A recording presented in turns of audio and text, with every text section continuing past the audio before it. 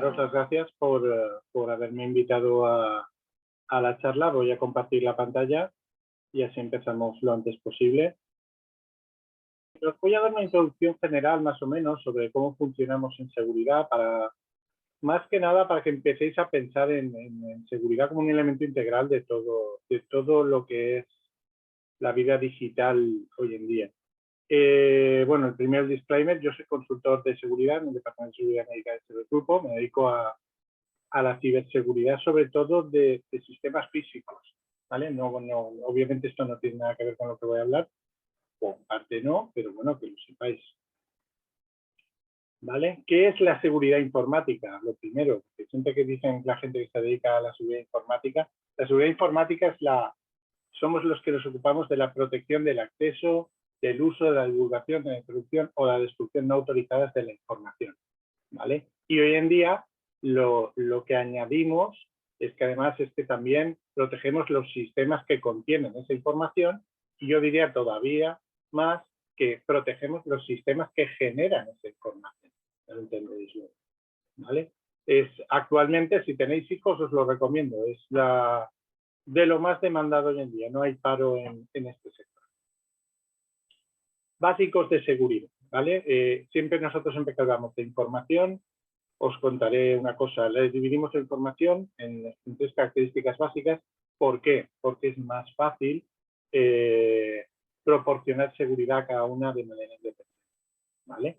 La confidencialidad es una de las características básicas de la información, ¿vale? Y la confidencialidad básicamente es que solo tú y el paciente y las personas que toca accederán a la información, ¿vale? Como sabéis, en España, para obtener datos confidenciales, es uno de los problemas que tenemos en telemedicina, es obligatorio obtener el tratamiento, el consentimiento, ¿vale? Eso, y es importante obtenerlo por escrito, ese es el problema, bueno, ¿vale? El segundo es la integridad, que es la propiedad de que cualquier dato se mantenga íntegro, ¿vale? Íntegro quiere decir que nadie pueda cambiarlo sin nuestra autorización o sin la autorización del dueño de la información. La disponibilidad, pues, tener el dato disponible para cuando sea necesario, ¿vale? Y luego hay otras cositas que son la exactitud y la actualidad. La exactitud es que los datos sean lo más exactos posibles y la actualidad es que sean lo más recientes posible, porque disponer de datos de hace 400 años pues no es importante, excepto en sanidad, ¿vale? Porque uno de los problemas que tenemos con los datos sanitarios es que la información es persistente, y eso es un problema gordo en seguridad, porque, por ejemplo, a ti te roban el número de teléfono o te roban, no sé, cualquier otra información y tú puedes cambiarlo, pero si te roban datos sobre tu salud, tú no puedes cambiarlo eso.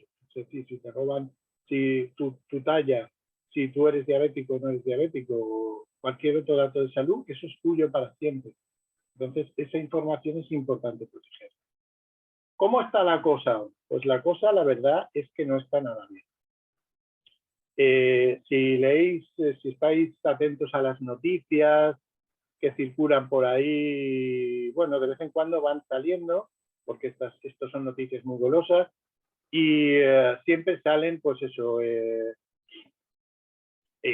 noticias sobre incidentes. Por ejemplo, todo esto está sacado de la prensa reciente. El Diario de Mallorca, el Ibersalud sufrió el mayor ataque informático de la historia de Baleares, con 30.000 expedientes médicos personales afectados. Ahora os contaré cositas. El Hospital Central de Asturias, hospitales colapsados, el General de Valencia, que paralizó el sistema informático por un posible ataque. Hay un montón de noticias que salen de vez en cuando, ¿vale? ¿Por qué atacan los sistemas? Pues bueno, pues los atacan por varias razones, ¿vale? Lo primero es porque cada vez hay más usuarios, como podéis ver, de Internet, ¿vale? Y cada vez utilizamos más las redes. Con lo cual, esto se considera, pues eso, un terreno donde es más sabroso atacar ahí, porque tienes más posibilidades de éxito. Estamos en entornos hiperconectados. Hemos visto hoy en día con el teléfono podemos acceder a todo. También ha mejorado significativamente las capacidades técnicas y operativas. Es decir, antes tener un ordenador o tener capacidad para conectarse era una cosa difícil, pero hoy en día cualquiera puede tener un ordenador con alta capacidad de trabajo y puede estar realizando ataques sin ningún problema. También el incremento del teletrabajo. Ha habido un incremento llamativo de los ataques desde la pandemia. ¿Por qué? Pues porque todas las empresas han tenido que poner a la gente a teletrabajar y esto se ha tenido que hacer deprisa y corriendo y muchos de los servidores han quedado expuestos. ¿Vale? Las cosas más importantes en seguridad, sobre todo esto, ¿por qué están fallando los sistemas? Porque estamos mezclando sistemas antiguos con... ¿vale? Eso se nota sobre todo en los bancos, en las compañías de seguros. Son empresas muy grandes, las telecos, las empresas eléctricas. Son empresas que ya tenían un sistema informático que funcionaba, ¿vale? Y que tiene que coexistir con todo lo nuevo, ¿vale? No se puede, es muchísimo más caro reescribir programas que mantener los antiguos. Entonces, el problema es que todos los sistemas antiguos son sensibles a ataques, son mucho más sensibles a ataques que los nuevos. Y entonces es normal que haya más ataques en Internet. Y la causa principal también es la falta de concienciación. Esta charla que os estoy dando, sobre todo, es una charla que damos para concienciación, para que entendáis que la parte más débil de toda la seguridad suele ser la parte humana. Entonces es importante que estéis atentos a todos los puntos débiles de fuga de contraseñas, de cuando un sistema no es viable, para que sepáis y tengáis conocimientos básicos de defensa. Yo, por ejemplo, mira, este es la causa number one de entrar en sistemas es la reutilización de contraseñas. Eso supongo que lo habréis, muchos de vosotros lo haréis, que es utilizar la misma contraseña para todo. Este es mi gestor de contraseñas de Google, que por cierto tiene uno muy bueno. Y fijaos que incluso yo que me dedico a esto, pues tengo 39 contraseñas reutilizadas. Eso al final sé que un día me pasará factura. ¿Dónde podemos obtener resúmenes sobre ataques, todo esto, cómo está la situación? Pues en publicaciones del Gobierno de España. El Ministerio del Interior emite anualmente un informe sobre cibercriminalidad y el Centro Criptológico Nacional tiene también el informe de ciberamenazas y tendencias. Como habéis visto,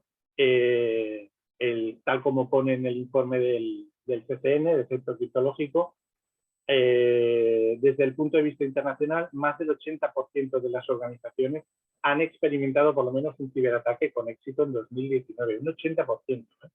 Y en España, según el Observatorio Nacional, el dossier de indicadores sobre ciberseguridad y confianza digital, publicado en mayo del 2020, el 23% de las empresas grandes había sufrido un incidente de seguridad. Yo diría más. Ahora veremos la diferencia entre un incidente y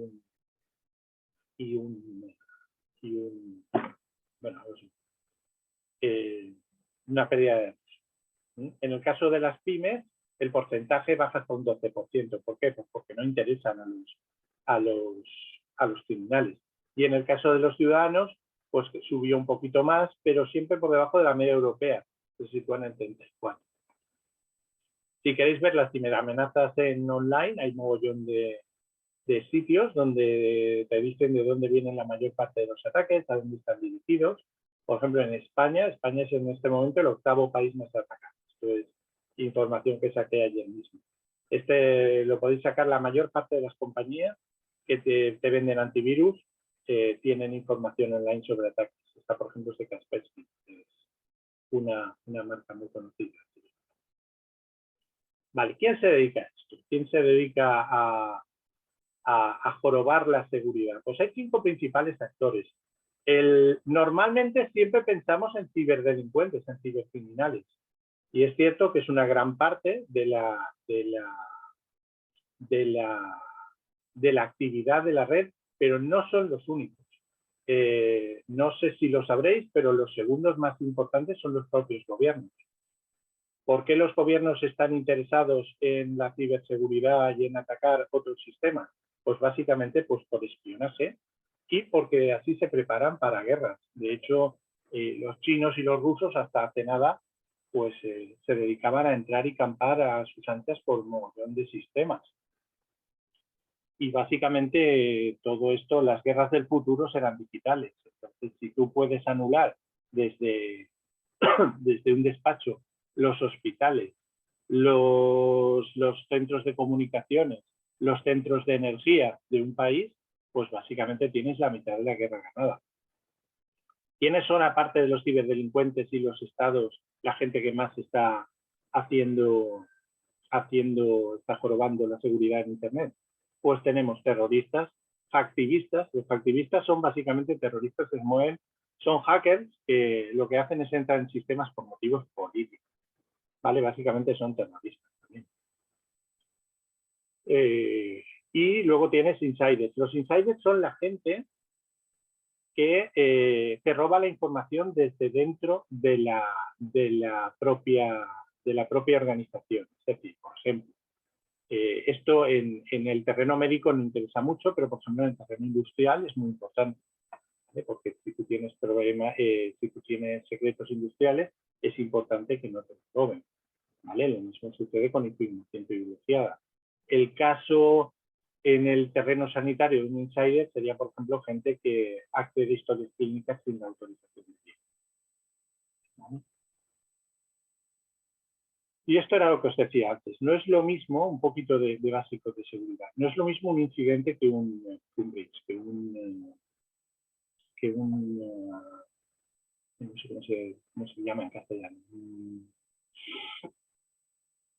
una rotura dentro del sistema. No es lo mismo. Un incidente sería el equivalente a que tú te dejes la puerta abierta de casa, ¿vale? Es decir, tú te puedes ir y te dejas la puerta abierta y cuando vuelves te das cuenta de que la puerta estaba abierta, pero nadie ha entrado a casa, nadie te ha tocado nada. ¿Vale? Los breach son cuando ya entran y te roban los datos o te los estropean. ¿Vale? Básicamente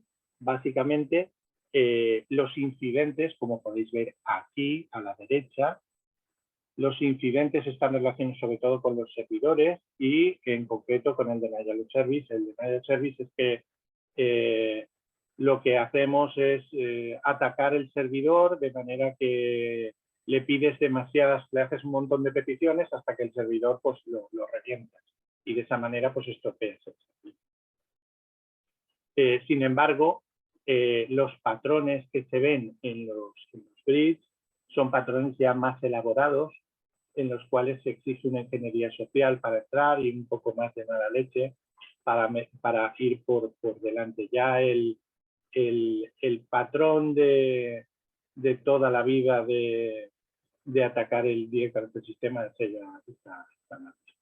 Los ciberdelincuentes, os cuento un poquito las últimas modas de cómo actúan en estos últimos años, ¿vale? Lo último es el Business Email Compromise, que es el timo del CEO que le llaman.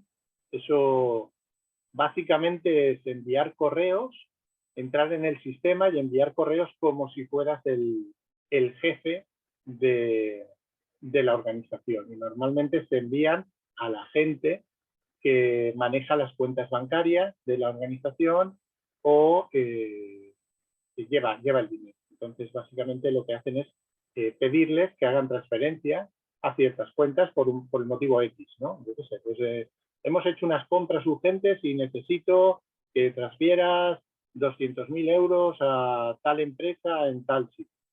Entonces, normalmente si no hay una buena comunicación o el que está por debajo no sospecha nada, normalmente hace la transferencia. Y es terrible porque normalmente ese dinero desaparece enseguida, solo se recupera normalmente menos de un 5% del dinero que se ha perdido y se han estafado grandes cantidades de compañías. El más famoso fue el escándalo de Zendal, la farmacéutica, que perdieron casi 9 millones y pico de euros.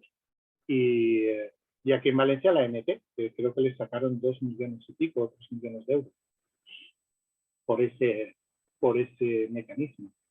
El otro mecanismo que está muy de moda es el ransomware, pero operado por humanos.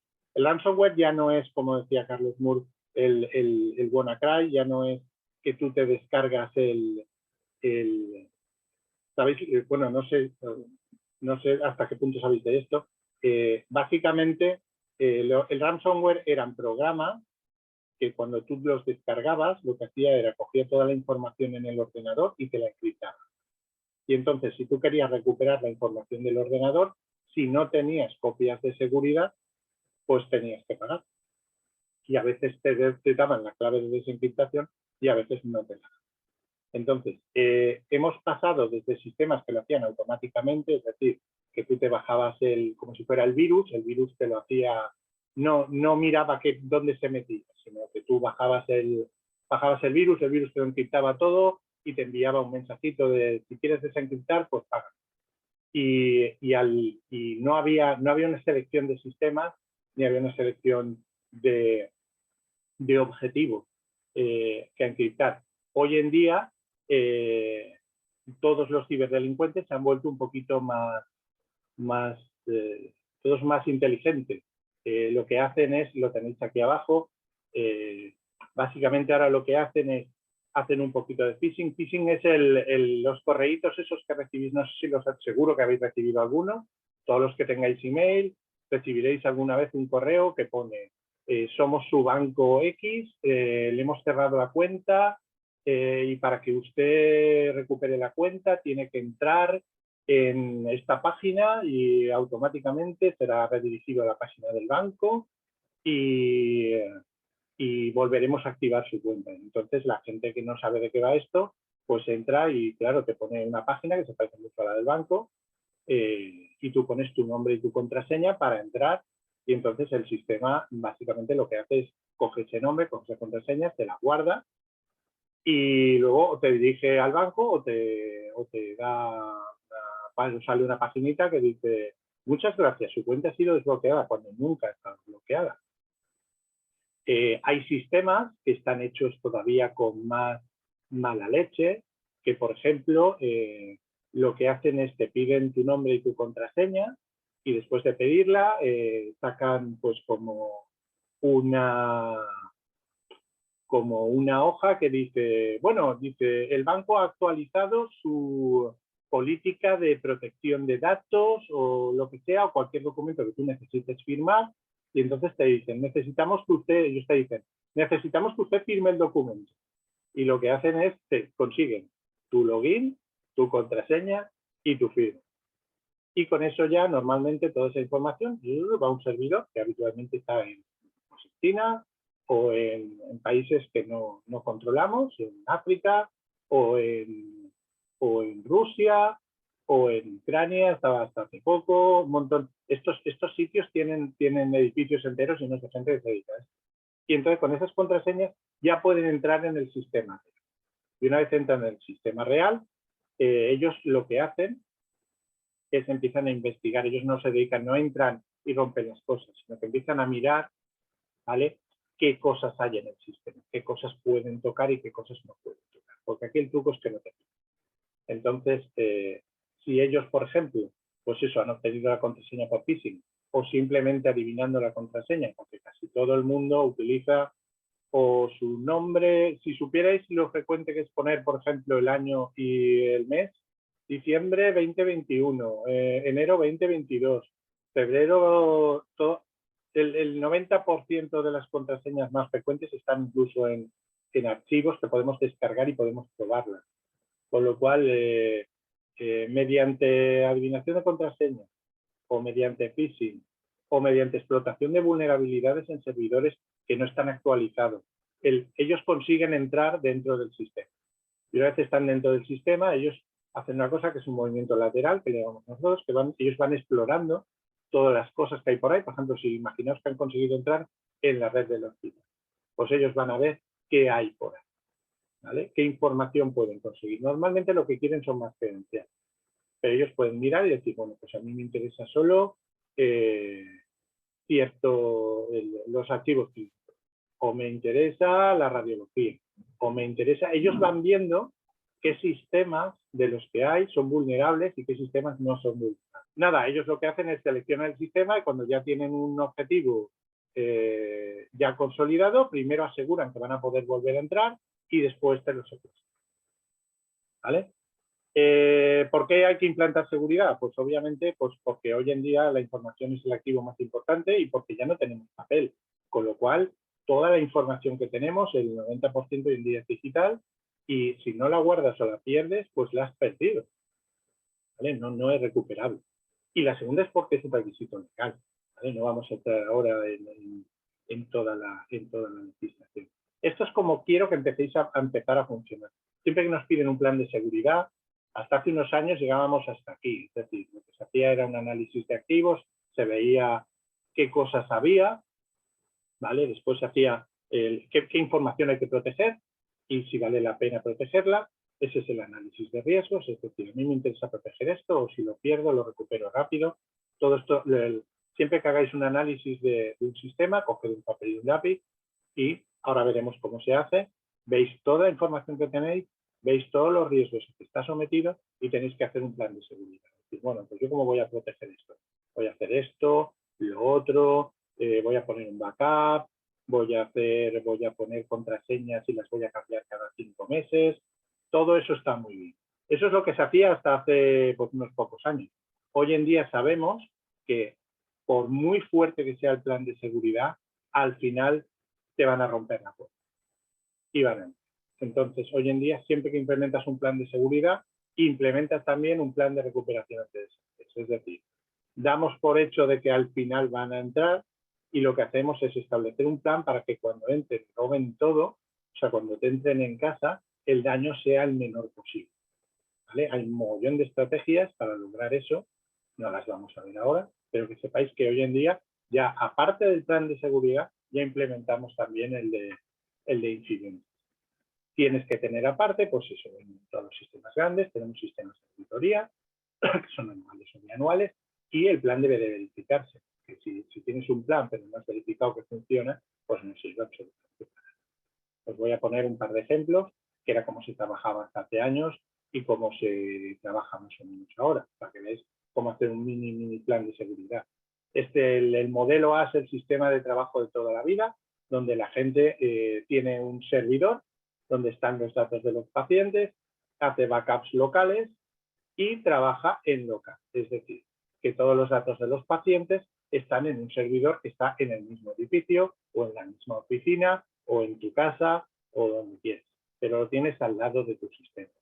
El sistema normalmente pues está conectado a internet por wifi o por cable y a través de ese internet pues normalmente pues la gente pues accede a internet y se baja sus correos, se baja las actualizaciones para el servidor y bueno pues tiene acceso a internet en casa o en la oficina aparte de la gestión de los pacientes.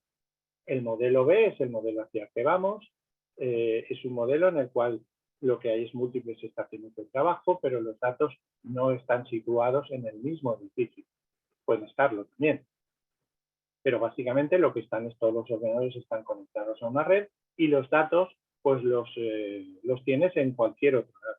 Lo habitual en sistemas de pequeñas oficinas y sistemas de gente que trabajamos en la privada es tener los datos, eso es muy frecuente, pues tenerlos en Dropbox o en Google Drive o en iCloud o en OneDrive. Es un peligro muy gordo si no tenéis los datos encriptados. ¿Vale? Si hacemos el análisis de riesgos del modelo A, pues, por ejemplo, cogemos el papel y decimos, ¿qué riesgos tengo yo en mi casa con mi ordenador con los datos de mis pacientes? Pues, por ejemplo, puede fallar el ordenador mismo. ¿Vale? ¿Cuál es la probabilidad de que falle un ordenador? Pues hoy en día es alto.